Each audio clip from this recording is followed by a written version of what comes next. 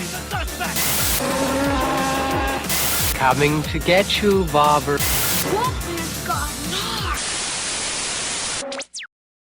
Hi guys, my name's Barry and welcome back to the channel. Today we're going to be talking about The Ledge. A climber trapped on the face of a mountain fights off 4 killers stood on an overhanging ledge 20 feet above her. Now I'd never heard of this movie until a couple of weeks ago, until I saw the trailer for it. I think the trailer came out months ago, but it just passed me by and I don't know why. So I watched the trailer for it and it looked like a cheap movie, as the usual Saban films movies, but it also looked like this nail-biting movie that, because of the premise, maybe they can make this cheap movie look really good. Now I'm going to start off with the acting, because the acting in this overall was below par, especially with the main villain Joshua. His acting, the guy who plays him, was pretty bad, but again, because of the situation that they were in, it was an unbelievable movie in a semi-believable situation. So he seemed like one of the bad guys you would get from an 80s cheesy B movie or 80s cheesy B action movie. That's the sort of villains that we were dealing with in this one. I will admit though, I think Sophie and Kelly, the 2 girls, were actually pretty decent. Now before I go even further guys, this is going to be a spoiler review, so if you haven't seen the movie, it's probably best not to watch the rest of this review unless you don't mind. If I'm being honest, you shouldn't mind because you're not missing much, but if you really want to go into it with no spoilers, then please stop watching. Now the basic premise of the story is Joshua and his friends are on this camping trip, and so is Sophie and Kelly. Now we find out during the movie that Kelly's there for an anniversary of her almost fiance's death. Her fiance accidentally died in the same location trying to propose to Kelly. He tried to do it on the mountain, of course, and he slipped and fell to his death. So a year later, she's gone back just to kind of remember him, whereas these guys are there just for a yearly tradition that they do.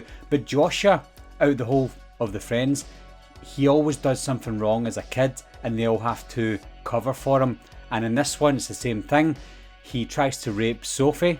He kills Sophie, and he has to get his friends to help him get rid of the body, and he's already tied them up in the situation, so they have to run along with it and they have to help him dispose of the body. However, Kelly accidentally videotapes the whole incident, or most of the incident, so they have to get her for the tape, but also she is a witness, so they have to try and kill her as well. Now judging from the trailer, they set themselves in this one place on top of the mountain, but even though that showed you that in the trailer, I thought maybe we would get more, maybe we get more of the mountain, but we actually don't.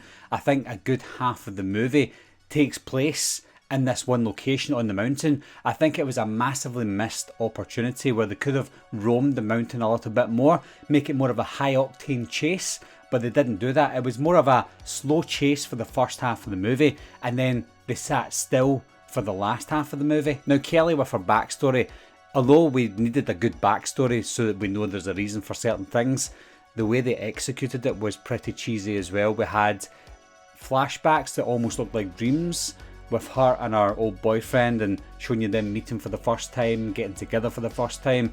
But also, this really put me off, his voice was in her head during the movie as well, so that we could hear it as an audience. And yeah, sometimes we like to hear that, but they say it as if it's, again, this cheesy action movie where someone's about to do something really heroic and you see a little bubble of Mr. Miyagi or something coming up saying, "You can do this," and then they go ahead and do whatever it is they're trying to do.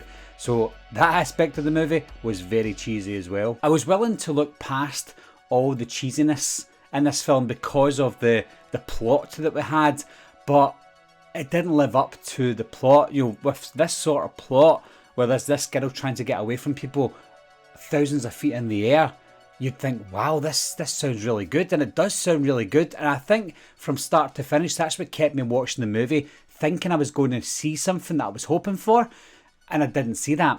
And then when it comes to the villains, Joshua and his friends, she didn't get a chance to kill any of his friends, because he was killing them all one by one because he was crazy. So no just desserts were done, and even when Joshua got killed at the end, he died quickly, even though he fell off the mountain.